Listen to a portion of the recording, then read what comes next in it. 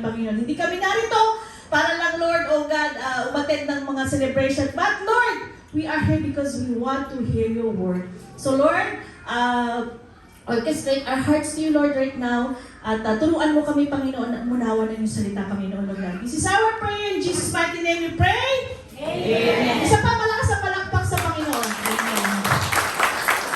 So, kung babasahin po natin yung James 1, bago po dumating sa 16-17, si James po ay nagsasalita at nagtuturo about the temptations, about the tests and trials sa buhay ng tao. At sinabi nga rin po doon na magsaya ka kapag ikaw ay dumadaan sa mga test of trials. Sinabi po niya yun. Pero, pagdating ng 16 and 17, nag-shift po siya doon. No? Ginawa niya that every good gift and every perfect gift is from above. Nag-shift po dun siya sa gift na yan. At tinawag niya po na ang mga test is a gift from God. Kaya pakisabi sa katabi mo, yung test mo, gift yan sa'yo ni Lord. Huwag mong ayawan. Mahirap man, but is a gift. Pag sinabi mong gift, regalo, di ba? And the test of your life are not a mistakes. Hindi po yan dumating lang sa buhay mo na wala lang. Hindi lang po yan dumating sa buhay mo na basta-basta lang, na walang rason. Hindi po ganon. At ang mga tests and trials mo sa buhay mo, hindi yan nasusurprise si Lord.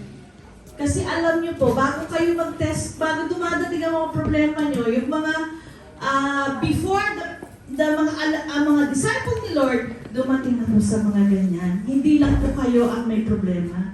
Kahit ako nakikita niyo nakatayo dito at nakatawa, may problema din ako. Meron din po akong test and trial. Meron din po akong mga struggles, no? Sa buhay. Okay, so, pero, sabi nga, hindi yan dumating sa'yo ng basta-basta lang. Binigay yan ni Lord. Kasi, inilagay ang test ni Lord sa'yo, that allows it to happen because it is a gift for you. No? God give us the trials and testing because to test our faith. Diba? Paano ka dadaan? Paano mabuboost yung faith mo? Paano tatatag yung faith mo kung wala ka namang problema? Kung hindi mo na, para yung iba, cellphone natin, pag hindi naka-church, nawawala, naglolobat. Paano mo masasabi na may tiwala ako sa Lord kung wala ka namang problema kasi hindi ka dumadaan sa test and trials. Diba? Hindi mo masasabi sa sarili mo kasi yung time na wala ka, yung time na may problema ka, yung time na may sakit ka, doon ka nagtitiwala sa Panginoon. So doon natin test yung trials and yung faith mo sa Panginoon. Like Job. Sino nakakakilala kay Job? Kay Mang Job? Kilala niyo ba si Job? Amen, di ba? Lahat na wala. Buti nga sa inyo, test and trials lang. Hindi pa kinukuha yung anak nyo. Napakasakit na pati anak mo mamatay. Right? Pero still, Job still, hindi siya nag-back out. Hindi siya sumama ang loob niya sa Panginoon. Kasi ano sabi ni Job? Hubad ako, nandito sa pinanganak, hubad din akong mamamatay. Lahat ng meron ako ay galing sa Diyos. Amen. Yun, ganun tayo. To test our faith. To develop our endurance. Ayan. Pag may tiyaga, may nilaga. May nilaga ba tayo ngayon? Di ba? Yan yung kasabihan natin. Pag may tiyaga, may nilaga. How to endure dito sa ating mundo lahat. Mabadali. Di ba? Instant. Yan, mga remote control. Kaya, minsan ako, pag umuwi sa Pilipinas, yung aking endurance, yung aking patience, natitest. Diba? Kasi hindi ganun kabilis. Traffic, walang wifi. Diba?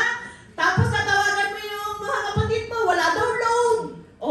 Kaya natitest yung, natitest yung patience mo. Kaya dumarating yung ating mga problema para din yung sa atin to endure. Gano'n ka mag-i-endure, gano'n ka magtsatsaga, gano'n ka magiging faithful kay Lord, kahit na bumabag bumagsak ang business mo, kahit na sinabi na may cancer ka at mamamatay ka na bukas, paano ba ka mag-i-endure na magtiwala sa Panginoon? And of course, patience. Sino yung mga nagpipray dito ng magkaroon ng jowa, magkaroon ng asawa? Tingnan mo si Pastor Jeruel. Oh, matagal na nag-pray yan. Di ba?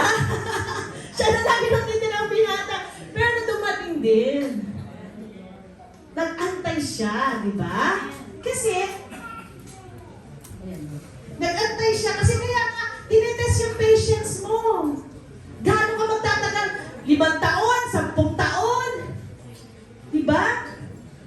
Oh, tingnan nyo sila Sarah, nanganak siya. 90 na siya nung nagkaroon ng tatay. Di ba? Nagkaroon siya ng anak. Napakatagal. So, it gives you na ano yung pagtsatsaga mo, yung pag-iintay mo. Kasi minsan lagi, dahil sanay tayo sa technology na ngayon na very, very fast, isang click mo lang, nandyan na, yung patience natin hindi nag-work out. So, kailangan dumaan tayo sa mga tests and trials para yung pag-aantay natin ang sagot ni Lord, natututo tayo. Natututo tayo mag-intay. Hindi natin inuunahan si Lord. Nagpipray ka, Lord! Pag nakita ko may nakaputing babae, yun na yun. O may nakita ka nakaputing babae, kala mo, sinagot na ni Lord. So yun, pinakasalan mo na agad, tapos hindi pala kayo agad. So inunahan mo si Lord kasi hindi pa sumasagot si Lord, pero nagbibigay ka na agad ng signs and wonders mo, di ba? Kaya doon, natitest ang patient mo kapag tumadaan tayo sa trials. No? And of course, for you to see yung provision ni Lord sa buhay mo. How God provides when you are down. How God provides when you are sick. How God provides kapag ikaw ay nasa turmoil na iyong buhay. Makikita mo yung provision ni Lord na may mga ginagawa siya, may mga hinihipo siyang tao para ikaw ay tulungan. Amen. Because God is good. And everything that He gives is perfect. Right? Amen. Good and perfect lang meron si Lord. Amen. The blessing na meron ka ngayon, ang mga bagay na ini-enjoy mo ngayon, galing niyan lahat sa ating Panginoon. It's a gift above from God. Lahat ng meron ka. Kaya huwag mong sabihin, magaling ako. Huwag mong sabihin, malakas ako. Kasi kung wala kang lakas ngayon, pinayaan ni Lord na magkasakit ka, anong lakas meron ka?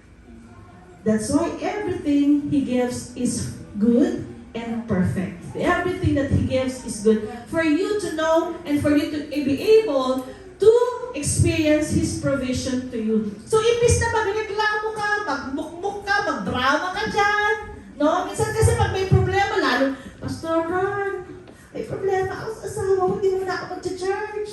Pastor General, mag-away kami ng syota ko, ng jowa ko, hindi mo na ako mag-church. Pastor, ang dami mong mga reason. Imbis na magmukmuk ka, magreklamo ka, be appreciative sa lahat ng meron ka sa buhay mo. Be appreciative sa character ng ating Diyos because God always give gifts to your life. Amen. Huwag kang magreklamo, huwag kang magdrama-drama dyan, huwag kang magfilingera dyan. Ang gawin mo, pumunta ka sa church, umawit ka, magpasalamat ka sa Diyos. Amen? Walang sa Diyos. Kasi kahit may problema ka, may buhay ka pa. O ano gusto mo? Wala kang problema, pero gusto mo yun? Di ba? So we should appreciate God because God is good. Amen. He's giving everything to your life. So sa verse na pinasa natin, in-emphasize niya ni James yung act of giving rather than the thing that is given. No? In-emphasize niya yung nagbibigay sa atin na the good gifts comes from God which is more good than the gifts He gives to you. Amen po ba doon? No? So, kasi itong may mga gift sa atin minsan, sa ating mga tao, ito natural. May mga nawala. May mga magbibigay sa inyong gift. Wait lang, commercial.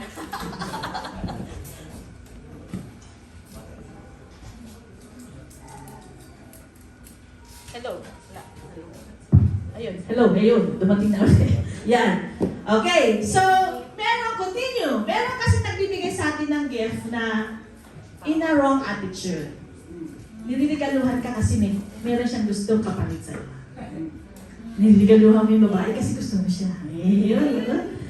May nagbibigay naman na in a wrong motive. Meron siyang ibang motibo kaya ka na binibigyan ng regalo. Di ba ganun po tayong mga tao? Pero ang Panginoon natin, He gives you good things because of His character, that He is a good God all the time.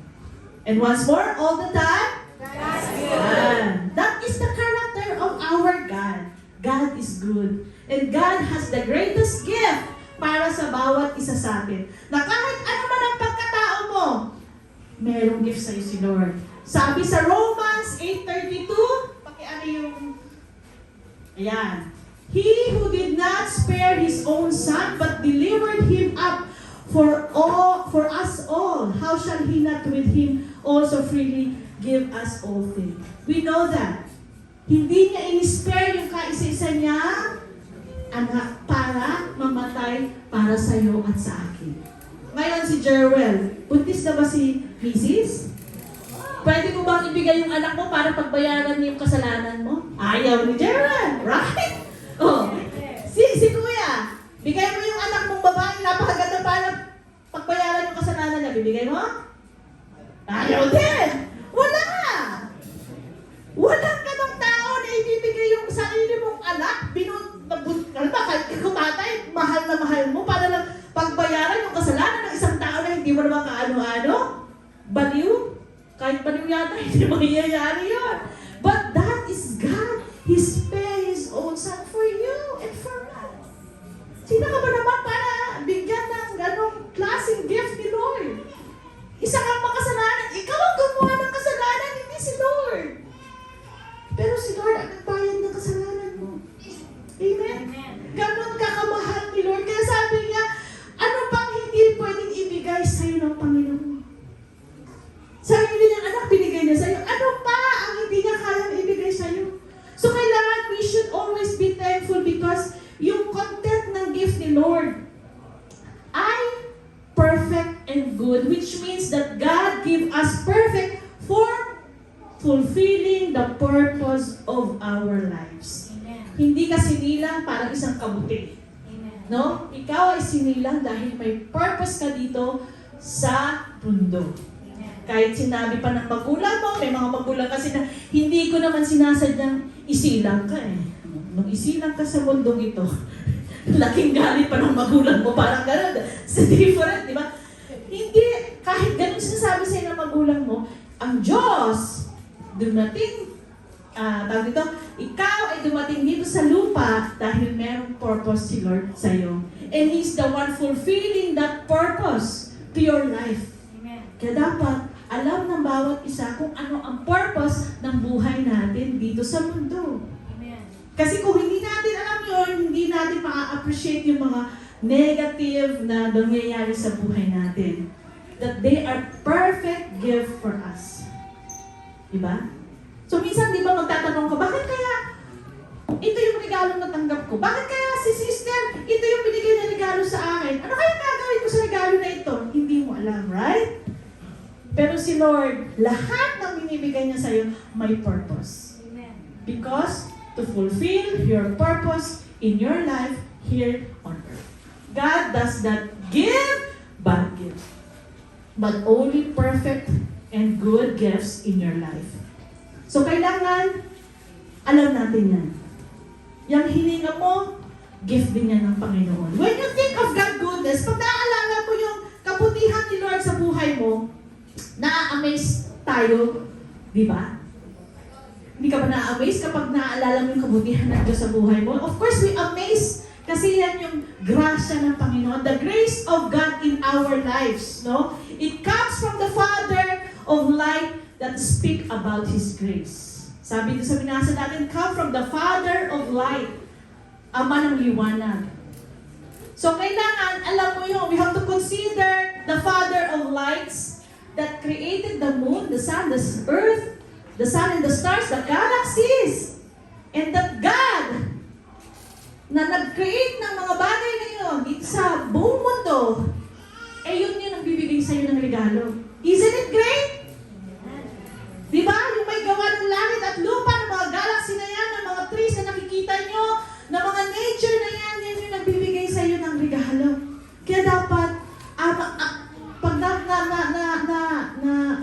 naririman tayo sa kabutihan ng Diyos, it make us to amaze about His grace. No? Yung Diyos na gumawa ng langit at lupa, yan yung nagbibless sa'yo. Yan yung nagbibigay sa'yo ng mga favor and blessing. No? Kaya nga binigay niya yung sarili na yung anak para in behalf to die, in behalf para pagbayaran ang iyong mga kasalanan. So dapat we have to be always amazed at that kind of grace of God. And we also have to be amazed about consider the supply of God. Yan. Supply. Every day supply ni Lord. Every day may supply siya sa iyo. He never ceases to supply you goodness. He never ceases to bless you. Even in a single moment. Okay, example. Your heart beats 2,100 each one.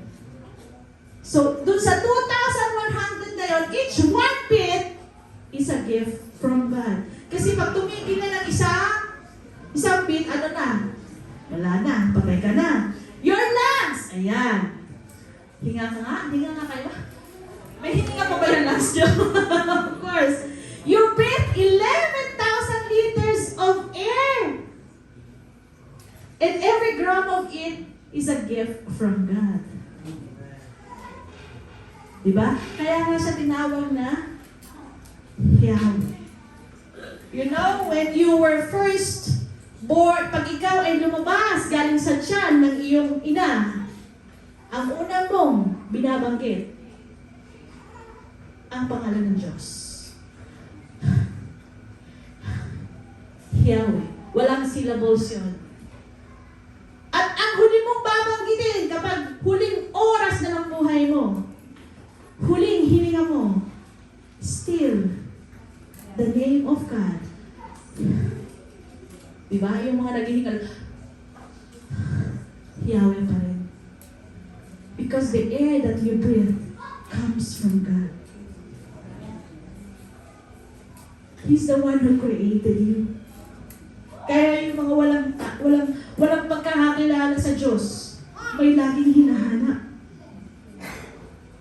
May laging tuwa. Kahit sabihin mo mayaman, milyonaryo, hindi pa rin sila complete. You will only complete when you receive Jesus in your life. Because He is your creation. Creator, ikaw ay ginawa niya. Kaya babalik ka dun sa gumawa sa'yo. Kaya hahanapin at hahanapin mo rin siya. And we should be assured by the God of your life. Kailangan assured ka. Kailangan sure ka na ang Diyos ay kasakasama mo sa buhay mo. James assures that our heart, that God who has graciously blessed us in the past will continue to do so. Hindi nagbabago ang Panginoon. Ina-assure tayo ni James that our God, kung binbless ka ng Panginoon, noong 5 years ago, binibless ka pa rin niya ngayon kahit naghihirap ka. Amen? Amen. Hindi ka iniwan kailanman ng Diyos. Kung meron ka kung halimbawa ikaw ay magandang buhay mo ngayon medyo sumasablay, hindi ka iniiwan ng Diyos. God is still blessing you. Pero kailangan mo lang dumaan dyan sa test and trials ng buhay mo dahil may tinuturo sa'yo ang Diyos. Para malaman mo kung gaano kabuti ang Diyos sa buhay mo na kahit anong dumating sa problema mo, hindi ka iiwan at hindi ka mababayaan ng iyong Diyos. Basta magtiwala ka lang sa Kanya. Amen? He's still the same yesterday and today and tomorrow. Yung Panginoon noon, the Old Testament still the same ng Panginoon na sinasamba natin.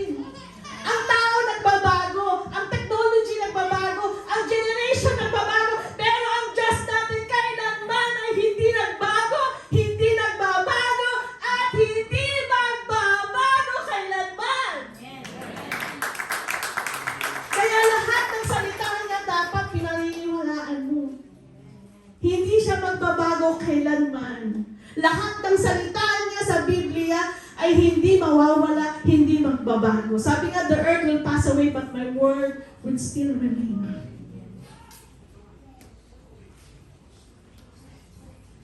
Kaya dapat, pagtiwalaan natin ang Diyos na kailanman hindi magbabago ang Diyos.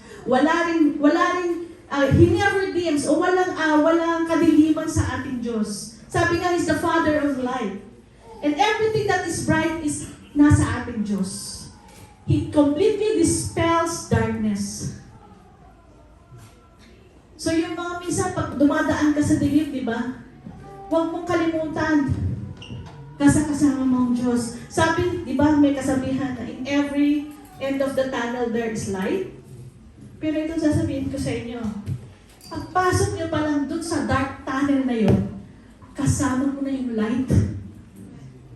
Because Jesus is your light.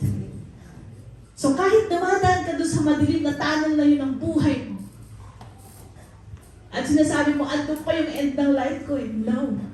When you enter that dark path of your life, if Jesus is with you already, you accepted Him already as your Lord and personal Savior, kasama mo na yung light. Hindi mo lang nakikita. Hindi mo lang nakikita, pero kasama mo yung ilaw na yon sa buhay mo. Kaya huwag kang matakot. Huwag kang matakot na magpatuloy. Huwag kang matakot na tumawid dyan. Huwag kang matakot kasi kahit wala kang makita, andun ang Diyos sa'yo. What you have to do is just to believe. Just to trust. Diba? Sabi nga, for you to endure, for you to believe that there is God. There is one living God. So we should always remember the good and perfect gift of God to your life. So ano man ang dinadanas mo ngayon, it's a gift from God. Huwag mong takbuhan. Huwag kang mag-complain. Why are you suffering like that? Because there is a purpose. And of course, number 4, huwag natin kalimutan yung gift of salvation ni Lord. Kasi yun yung dinala niya at ibinigay niya sa bawat isa. Hindi mo pa siya nakikilala. Hindi mo pa siya tinatanggap as your Lord and personal Savior, pero binigyan ka na niya ng gift of salvation. At sana po sa ating mga Kristiyano na nakatanggap na at namumuhay bilang isang Kristiyano sa mundong ito po yung pinakamagandang maibigay nating regalo sa mga tao, sa mga kakilala natin, sa ating family na wala pang pagkakakilala sa Diyos. Material lang po yan, it will pass away. But the gift of salvation, kapag ito ang naibigay mong regalo sa iyong family, sa iyong kaibigan, sa iyong mahal sa buhay, it will be an eternal gift na dadalhin ng bawat isa. Kaya sana yung regalo na tanggap mo, huwag mong ipagkait sa iba. Sana ma-share mo na rin sa iba, no? Dahil ito yung perfect gift na ito yung sineselebrate ng bawat Kristiyano sa ating buhay. God gave us His only begotten Son, that whosoever believe in Him will not suffer but have eternal life. And you have that gift already. You have the eternal life now, that you, after your death, you will be with Jesus. Where there is no more pain, no more sufferings, no more sickness. Ang gagawin na lang natin, yung katulad kanina, magpupurit o awit na lang sa ating Diyos. Amen? Sino po ba tayo para tumanggi? It is a free gift. Walang bayad. You will only just to believe that God died for you para pagbayaran ng inyong mga kasalanan. Amen? So tandaan po natin, every good gift, no, comes from God. Good and perfect gift comes from God. Nega man yan, problema man yan, sakit man yan, karamdaman man yan, pain man yan, it's a good and perfect gift from God for your purpose. So So dapat matuwa ka. Huwag kang pagmukmok. Huwag kang i-isolate mo sarili mo kasi may problema ako. Natural lang na dumadaan ka sa problema. Because it's for you. It's a gift of God for you. So sabi ni James, rejoice. The joy of the Lord is my strength.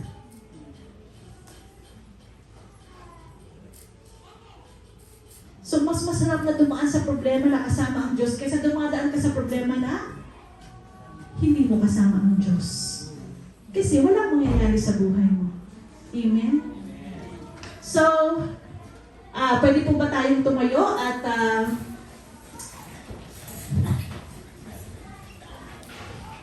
naanayahan ko lang po yung mga first-timer natin kung wala pa po kayo, hindi nyo pa po na-receive si Lord as your si Jesus as your personal Savior. I think hindi aksidente po na nandito kayo. Kasi ito po ngayon yung regalong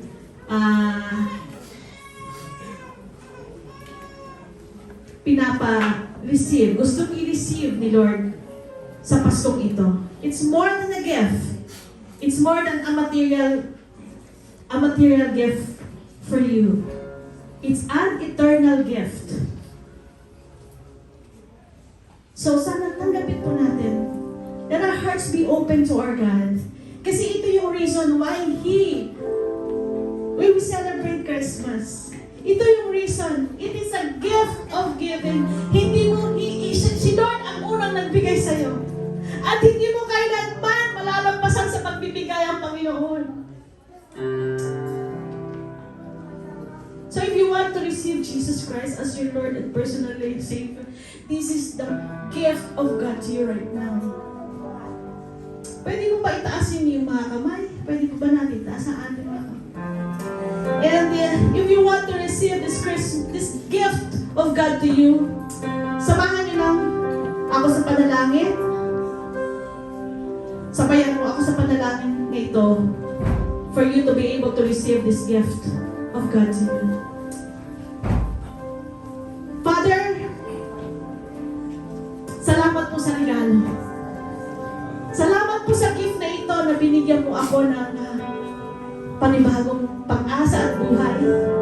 Salamat po at ikaw ay dumating sa lupa, ipinako sa krus at namatay para pagbayaran ang aking kasalanan. Inaamin ko, Lord, na ako ay makasalanan. At hindi ko kayang bayaran iyon. Kaya ngayon, tinatanggap ko itong regalong ito sa buhay ko. Ngayon, tinatanggap kita sa puso ko. Pumasok ka, Panginoon, at pagharian mo ang aking buhay. Simula ngayon, ikaw na ang aking Diyos at tagapagligtas. Sa pangalan ni Jesus, Amen. And if you pray this from your heart, you have already received the gift of God to you. Yung salvation. And this is the time na nakasulat na ang iyong pangalan sa langit.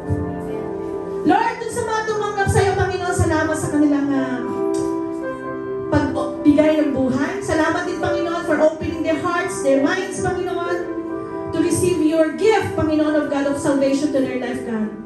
And we pray, Lord of God, na sa pagtakbo ng kanilang buhay, patuloy mo silang samahan, patuloy, Lord, ng Holy Spirit ay maging gabay nila sa araw-araw nilang pamumuhay, Panginoon.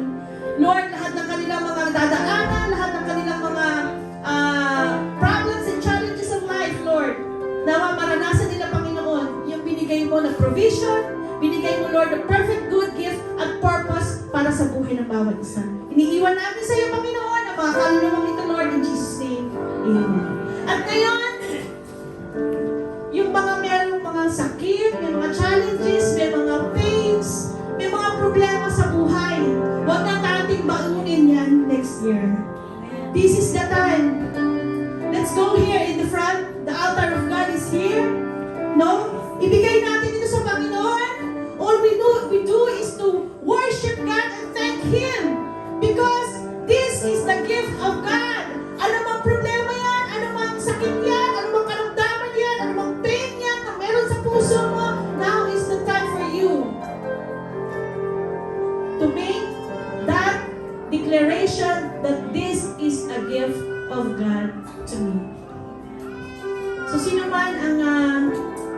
na ibigay lahat din sa Panginoon. Pwede po tayong lumapit dito sa altar ni Lord at tayo pa hindi pag-pray ng mga ating mga pastor dito at mga leaders. Sige po, lapit po tayo sa ating Panginoon. Amen. Huwag po kayong mahiya. Come on. Lapit po tayo para may pag-pray po tayo. Sino po may mga challenges of life dito sa buhay natin para maipag-pray tayo bago tayo umalis sa bagong taon. The altar is free. Hallelujah. Hallelujah. All we need is to know that God is good. At kahit kailanman, ang mga problema niya na hindi galing sa ating Panginoon. Hallelujah. Sabi nga, let be appreciative. Ano man yung dinadanas mo, still, we will choose to worship, we will still choose to thank God. Kasi still, may buhay pa tayo, may pag-asa pa tayo. Pag-asa na para ituwid ang mga pagkakamali natin, pag-asa na para tayo ay baguhin ng ating Panginoon. Hallelujah. Hallelujah. Sige po, itaas po natin ang ating mga kamay. Hallelujah, Jesus. We praise you, God. Hallelujah. Hallelujah, Lord. Hallelujah. Salamat po, Panginoon ng God, sa iyong word for today, God. In everything, God, O Lord, that nakikita mo, Panginoon, sa iyong mga anak na dumadaan, Panginoon, O God, sa mga challenges ng buhay nila, Panginoon, God. Hallelujah. Lord, ngayon, naiintindihan namin, Panginoon, na hindi ito basta-basta dumating sa aming buhay. But now, all the tests and trials of life, Panginoon, may purpose ka, Panginoon, para, Lord, O God, kaya ito'y dumating sa aming buhay, Panginoon, O God. And Lord, we thank you, Lord, dahil ito ay para, Lord, kami ay tumibay, para kami, Panginoon, ay lalo, Panginoon, O God, mag-pursue, Lord, O God, na hanapin ka sa aming buhay. At malampasan namin ang mga tests and trials na ito, Panginoon. Because, Lord, in your name, there is healing. In your name, there is power. In your name, there is salvation. In your name, there is joy. In your name, there is peace, God. The peace that transcends all understanding. Sa iyo lang, Panginoon, nararanasan ang mga bagay na ito, Panginoon, O God. Lord, help each and every one of us, Panginoon. At kahit nadarating kami, Panginoon, in times of troubles of our life, God, hindi kami, Panginoon, mawawala ng pag-asa. Because now, naunawaan namin that these tests and trials of life are good and perfect gift from God. Hallelujah. Hallelujah. Hallelujah. Hallelujah.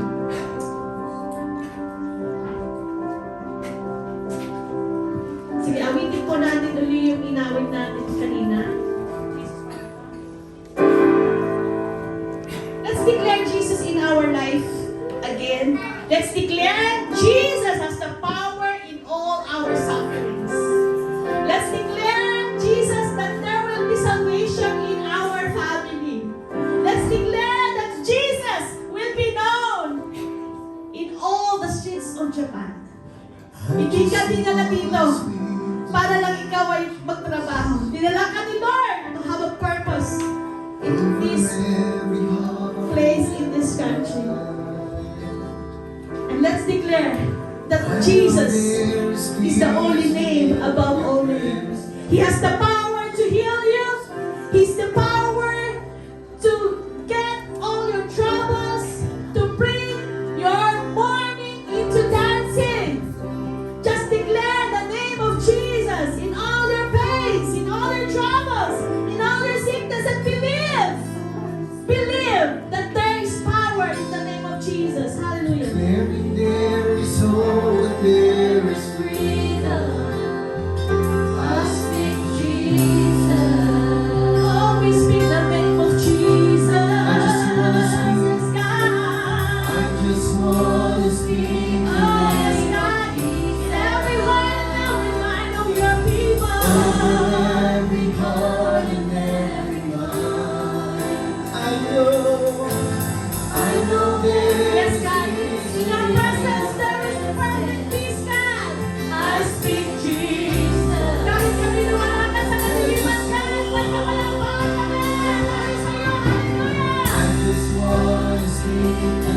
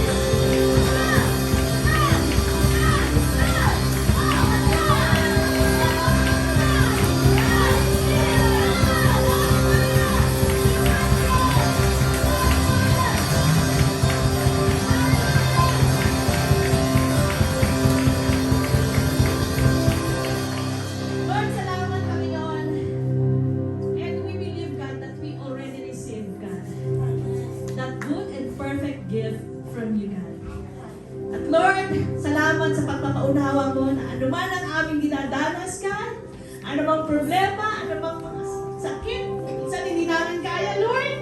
Minsan gusto namin mag-back out na, minsan gusto namin gumiba. Kasi minsan parang kung kailan kami naging Kristiyano, lalong lumala ang buhay. But now, God, we realize that is a good and perfect gift from you for our purpose, God. Salamat, Panginoon, kasi kami yung inuna mo bigyan ng regalo, Panginoon. Salamat, Panginoon, sa buhay mo na hindi mo pinagkait yung kaisa-isa mong anak. Salamat, Panginoon, dahil inuna mo kaming inibig bago ka namin nakilala. Salamat sa unconditional love mo, kasi hindi mo iniisip kung sino kami, pero binibigay mo yung pag-ibig mo sa amin, Panginoon. Salamat sa lahat na natanggap namin sa iyo sa araw na to, at muling tatanggapin namin paglabas namin dito sa aming simbahan, Panginoon. Gabayan mo kami sa araw-araw, Panginoon God, at patuloy naming alalahanin na lahat ng aming dinadanas